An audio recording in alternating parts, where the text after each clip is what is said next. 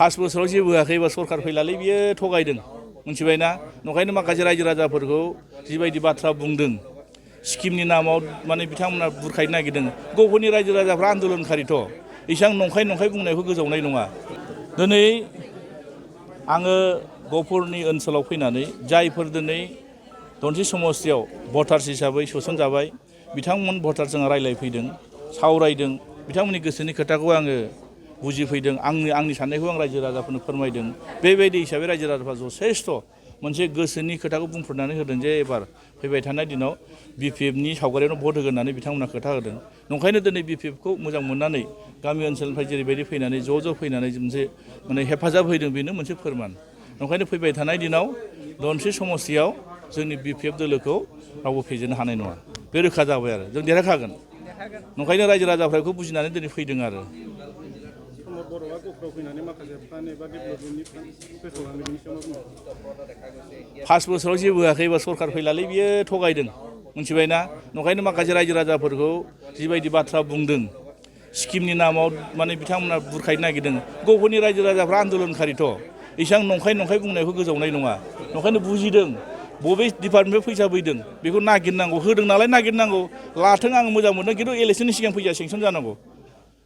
इलेक्सननि सिगां सेंसन जानांगौ फैसा हाबनांसिगौ फाइलआ मुभ जानांगौ थिखादारा सोर मावगोन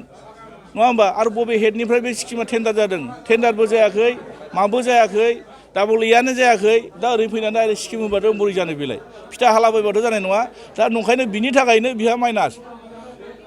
प्रमद बर' बिथाङा बिनि थाखायनो माइनास दिनैनि थारिखआव बे लास्ट मुहुर्तआव बे फिथा हालाबायनाया गुरुत्त गैया जोंना BPF सरकार फैगोन BPF सरकार फैबा जों मोजाङै सिन्था खालायगोन बिनि बायदि जानला मोनला जों खामानि मावा नंखायनो साफ्रोमबो गफुरबाखि रायजो राजाखौ आं खावलायगोन जों जौगानायनि खामानि मावगोन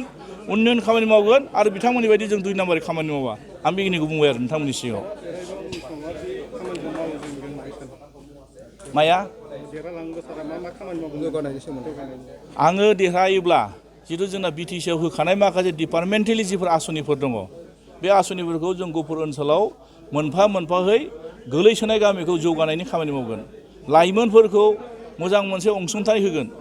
आइजोफोरखौ मोजां मोनसे माने सहाय खालायगोन थाखा फैसा होनानै जिथु स्किम जुदि दंखायो आइजोफोरनि जौगानायनि स्किम दंखायो जों बेखौ मावगोन आरो बेहाय जों फैबाय थायोब्ला गफुर ओनसोलनि थाखाय मोनसे साब डिभिजन जों अफिस गायसनगोन